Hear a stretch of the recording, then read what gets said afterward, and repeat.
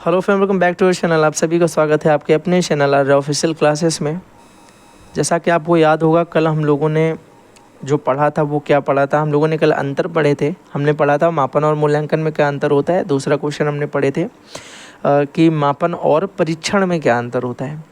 तो याद रखिएगा, आज हम लोग पढ़ेंगे उसके आगे का, और ये बहुत इंपॉर्टेंट क्वेश्चन बनता है कि सतत मूल्यांकन का क्या अर्थ है। तो सतत मूल्यांकन से आप क्या समझते हैं।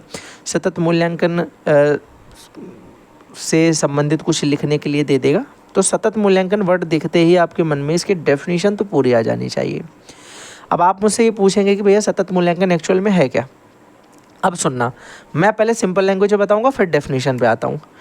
आपने कभी कोचिंग में टेस्ट वगैरह दिए होंगे तो आपको टीचर बोलता होगा कि हम लोग एक काम करते हैं, पहला चैप्टर पढ़ेंगे, फिर संडे को उसका टेस्ट होगा या सैटरडे को, जिसके में जैसा भी रहता था, या चैप्टर कंप्लीट होने के बाद उस चैप्टर का टेस्ट होता था, फिर आपके नंबर आते थे और उसके बाद वो सेकंड चैप्टर स्टार्ट करता था। सबके साथ ये हुआ है, मेरे साथ भी हुआ है, ठीक है। तो यही वाली चीज़ जो है इसे हम सतत मूल्यांकन बोलते हैं। मतलब रेगुलर तरीके से या नियमित रूप से जो मूल्यांकन होते रहते हैं उनको हम सतत मूल्यांकन कहते हैं। अगर सरल डेफिनेशन पूछी जाए एक शब्द में तो हम ये बोलेंगे जो नियमित मूल्यांकन होते रहते हैं। तो इतने में मेरी डेफिनेशन कंप्लीट हो गई कि नहीं हो गई, बोलोगे हाँ भैया। अगर यहाँ से देखा जाए सतत मूल्यांकन, तो हम बोलेंगे सतत मूल्यांकन का अर्थ लगातार ऐसा मूल्यांकन जो नियमित रूप से निरंतर चलता रहता है। जो नियमित रूप से निरंतर चलता रहता है। पहला चैप्टर पढ़ाया, टेस्ट ले लिया, दूसरा चैप्टर पढ़ाया, टेस्ट ले लिया, तीसरा चैप्टर पढ़ाया, टेस्ट ले लिया, चौथा चैप्टर पढ़ाया, टेस्ट ले लिया, 3 चैप्टर हो गए। 3 चैप्टर का एक दिन फिर से टेस्ट ले लिया, तीनों को एक साथ। फिर थोड़े दिन बाद 4 चैप्टर हुए, फिर 5 हुए, फिर 6 हुए, फिर हाफ ईयरली के नाम पे 6 चैप्टर का एक साथ टेस्ट ले लिया। तो ये जो लगातार मूल्यांकन चलते रहते हैं, टेस्ट वगैरह चलते रहते हैं, यही एक्चुअल में सतत मूल्यांकन है। इन्हीं को तो हम सतत मूल्यांकन बोलते हैं। पूरी किताब है, ठीक है, उसमें 10 चैप्टर हैं।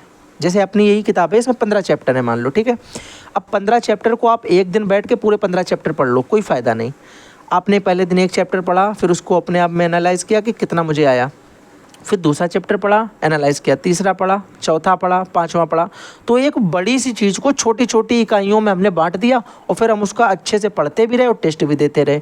यही मूल्यांकन क्या बोला जाएगा, सतत मूल्यांकन बोला जाएगा। सेल्फ स्टडी पर भी ये काम कर सकता है अगर आप अपने खुद पे अप्लाई करते हैं। तो सतत मूल्यांकन एक ऐसी प्रक्रिया है जो नियमित रूप से निरंतर चलती रहती है। इसमें छात्रों को अध्ययन एवं उपलब्धियों का प्रतिमाह लेखा जोखा रखा जाता है। हर महीने उनका टेस्ट जैसा होता रहता है, छोटा मोटा, ठीक है। तथा संपूर्ण पाठ्यक्रम को छोटी छोटी इकाइयों में बांट देते हैं। जब एक इकाई पूर्ण हो जाती है तो उसका टेस्ट, यानी जिसे हम बोलते हैं ना टेस्ट, वो मूल्यांकन है, वो कर लिया जाता है। इसके पश्चात उसकी दूसरी इकाई को प्रारंभ कर दिया जाता है। मेरे हिसाब से डेफिनेशन दोबारा पढ़ने की भी ज़रूरत नहीं है, पूरी की पूरी माइंड में छप गई होगी कि ऐसा मूल्यांकन जो नियमित चलता रहेगा, निरंतर चलता रहेगा, छात्र को पढ़ाया जाएगा, उसकी उपलब्धियों का हर महीने प्रतिमाह उसका जो है टेस्ट लेते रहेंगे या उसका मूल्यांकन करते रहेंगे। साथ ही साथ संपूर्ण पाठ्यक्रम को छोटी छोटी इकाइयों में बांट दिया जाएगा और फिर एक इकाई खत्म होने पर ही दूसरी इकाई प्रारंभ की जाएगी, लेकिन उससे पहले प्रथम इकाई का भी टेस्ट या मूल्यांकन किया जाएगा।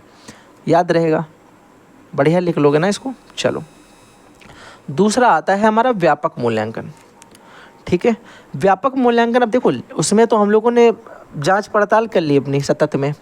व्यापक मूल्यांकन के अंतर्गत हम लोग सारे तरीके के मूल्यांकन लेंगे, जितने भी पक्ष होते हैं मूल्यांकन के, इसका व्यवहार कैसा है, इसको ज्ञान कितना है, ठीक है, और क्या बोलते हैं कि इसका एक्टिविटीज़ की कैसी है, ठीक है, लेजी है या फिर थोड़ा सा एक्टिव है, या फिर जैसे बीमार नहीं होते हैं लोग, एकदम साइड में लेटे हैं चुपचाप और कुछ उनको मतलब नहीं है, हिल भी नहीं रहे, मरे से पड़े हैं, तो वैसा है। या फिर एकदम इतना एक्टिव है कि जब सोता है तो उससे पहले बेड पे भी जिम कर ले रहा है, ज़मीन में कहीं भी लोट जा रहा है जिम करने के लिए, वैसा है। तो ये सारी चीज़ें जब देखनी होती हैं तो वो हमारा व्यापक मूल्यांकन में होता है। तो आप बोलोगे कि इसमें व्यक्ति के सभी पक्षों का मूल्यांकन किया जाता है, वो ज्ञानात्मक हो, मात्रात्मक हो, क्रियात्मक हो या भावात्मक हो, तथा इसमें मूल्यांकन हेतु विभिन्न उपकरण या तकनीक का प्रयोग भी किया जाता है।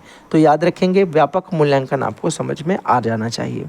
आ गया समझ में, हाँ या ना? बोलेंगे बिल्कुल भैया समझ में आ गया। सतत मूल्यांकन निरंतर प्रक्रिया जो चलती रहेगी, टेस्ट वगैरह, उसको हम लोग सतत मूल्यांकन में लाएंगे। और व्यापक मूल्यांकन में हम लोग हर प्रकार के सभी पक्षों का मूल्यांकन करेंगे, चाहे ज्ञानात्मक हो, चाहे भावात्मक हो, चाहे क्रियात्मक हो, चाहे मात्रात्मक हो। अब देखो, अगर सतत एवं व्यापक मूल्यांकन की विशेषताएं पूछी जाए तो यह शिक्षण अधिगम प्रक्रिया के अभिन्न अंग होते हैं। जो मूल्यांकन होता है वो शिक्षण अधिगम प्रक्रिया का ही तो एक अभिन्न अंग है, कि जो शिक्षण प्रक्रिया आपने करवाई है, जो आपने व्यवहार परिवर्तन किया है, जो आपके शैक्षिक उद्देश्य थे, उनको हमें कैसे पता चलेगा कि एक्चुअल में जो हमने उसको पढ़ाया वो आया भी है स्टूडेंट को कि नहीं? टेस्ट के द्वारा। और वही टेस्ट को ही हम क्या बोल रहे हैं? सतत मूल्यांकन। तो ये मूल्यांकन उसमें काम करेंगे कि नहीं? व्यवहार परिवर्तन हम व्यापक मूल्यांकन से चेक कर लेंगे, और उसमें ज्ञान उसको कितना आया है, उसने पढ़ा कितना है, ये सारा हमें सतत मूल्यांकन से पता चल जाएगा कि चैप्टर का उसको कितना नॉलेज आया। दूसरे नंबर पे अगर हम बात करें, पहला समझ में आ गया ना, यह शिक्षण को की प्रभावशाली बनाता है। इस शिक्षण को प्रभावशाली कैसे बनाएगा? चैप्टर उसने पढ़ा और फिर उसके नंबर आ गए 100 में से 80। अब उसके अंदर एक मोटिवेशन आएगा कि अब की लाने हैं 100 में से 90, फिर लाने हैं 100 में से 95, कभी कभी 100 में 100 भी सोचेगा वो, और आएंगे भी, टेस्ट में आते हैं पूरे। तो यह शिक्षण को प्रभावशाली बनाता है, शिक्षण में और ज़्यादा मोटिवेट उसे अंदर से करता है और उसमें एक जान फूंकता है। ठीक है, मैं आपको अलग लैंग्वेज में समझा रहा हूँ ताकि आपको याद रहे। आपको ये नहीं लिख देना है कि शिक्षण में जान फूंकता है, पर आपको ये याद रखना है कि एक्चुअल में क्या बताया था। ठीक है, चौथा नंबर देखेंगे तो यहाँ पे बोला गया है कि यह छात्रों का संपूर्ण व्यक्तित्व का निर्माण भी करता है। तो छात्रों के या बोला जाए किसी भी बालक के जो व्यक्तित्व का निर्माण है वो किसके द्वारा होता है? शिक्षण के द्वारा। है तो हम लोग पढ़ चुके हैं फर्स्ट सेमेस्टर में व्यक्तित्व के बारे में, तो बहुत हम लोगों ने पढ़ा है। व्यक्तित्व की वो सारी विधियाँ भी पढ़ी थी जिनके द्वारा व्यक्तित्व का परीक्षण किया जाता था। ठीक है, तो ये सारी चीज़ें भी करता। तो इसमें आप कई सारी चीज़ें ऐसी हैं भाई जो आप खुद से भी लिख सकते हो, ज़रूरी नहीं है कि मैंने जो बताई आप वही लिखो। आप ये सिंपल सा सोचो कि हमें एक्चुअल में क्यों चाहिए पढ़ाई, हमें क्यों नॉलेज चाहिए, शैक्षिक मूल्यांकन की आवश्यकता क्यों है, क्यों टेस्ट लिए जाते हैं कोचिंग में।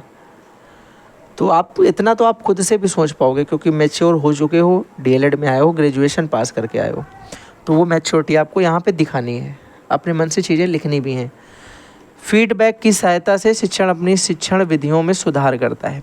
फीडबैक का मतलब आप जानते हो क्या होता है? फीडबैक का मतलब होता है क्रिया प्रतिक्रिया। जैसे होता है उसी तरीके से जब हम किसी शिक्षक को पढ़ा रहे हैं, शिक्षार्थी को पढ़ा रहे हैं, तो शिक्षार्थी के जब मूल्यांकन करेंगे तो हमको पता चलेगा कि उसके 100 में से 20 नंबर आए, उसको 80% चीज़ें समझ में नहीं आई हैं, उसको सिर्फ 20% चीज़ें समझ में आई हैं। मतलब क्या हुआ कि यहाँ पे गलती हो सकती है उसकी, क्योंकि हो सकता है वो ना पढ़ने वाला बच्चा हो, लेकिन अगर आप 20 लोगों का टेस्ट ले रहे हो, उस 20 में से 20 की ही ये सिचुएशन है, तो मतलब गलती आपकी है। ठीक है, तो फिर वो क्या करता है? वो अपने आप में परिवर्तन लाता है, पढ़ाने के तरीके परिवर्तित करता है, पढ़ाने के उपकरण में परिवर्तन करता है, पढ़ाने की विधियों में परिवर्तन करता है, और वो नए तरीके से पढ़ाता है, क्रियात्मक रूप से पढ़ाता है, एक्टिविटी द्वारा पढ़ाता है, कुछ भी करा के उसे अब याद करवाना है। तो इससे ये भी सहायता मिलती है कि शिक्षण में भी कई सारे चेंज आते हैं। जैसे अगर कोई मेरा स्टूडेंट फेल हो रहा है तो मुझे उसमें चेंज करना है कि मैं उसे कैसे समझा नहीं पा रहा हूँ, तो मैं और कायदे से एक्सप्लेन करूँगा। हो सकता है मैं शॉर्ट नोट की जगह फिर पूरा वो पोथान ही लिख कर लाऊँ, पर वैसा कुछ होगा नहीं, मैं तो वो कभी नहीं लिखूँगा, क्योंकि मैं याद करता हूँ वो भी इसी तरीके शॉर्ट फॉर्म में ही बना करके। तो ये सबसे बेस्ट है, आप छोटा से छोटा लिखें, पता चले आपका 25-30 पेज में एक पूरा बुक का सिलेबस कंप्लीट हो गया, आराम से पढ़ लिया। पेपर के एक दिन पहले भी आप 25 पेज तो पढ़ ही सकते हो। तो इस तरीके से आपको छोटी छोटी चीज़ें ही लिखनी है और इसी तरीके से आपको याद करना है। अगर आपने आज देखा तो आपने कितने क्वेश्चन पढ़े, आपने सतत मूल्यांकन पढ़ा, आपने व्यापक मूल्यांकन पढ़ा। अब यहाँ से अगर आप थोड़ा सा दिमाग और अपना चलाते हो तो आपको ये पता चलेगा कि अब आप सतत मूल्यांकन और व्यापक मूल्यांकन में अंतर खुद से लिख सकते हो। ठीक है, तीसरा क्वेश्चन हो सकता था, और सतत मूल्यांकन या व्यापक मूल्यांकन में दो अलग अलग क्वेश्चन, सतत मूल्यांकन की विशेषताएं बताओ या व्यापक मूल्यांकन की विशेषताएं बताओ, सेम 4 विशेषताएं ही दोनों में काम करेंगी। ठीक है, तो इसमें देखा जाए तो कुल मिला के हम लोग 5 क्वेश्चन बना सकते हैं, जिसमें से मैंने आपको 3 करवाए हैं और 2 आप खुद से भी बना सकते हो। एक सतत व्यापक में अंतर और दूसरा सतत और व्यापक अलग अलग दोनों में विशेषताएं का क्वेश्चन। तो चलिए मिलते हैं फिर किसी नए सेशन के साथ में, तब तक के लिए bye bye and thanks for watching.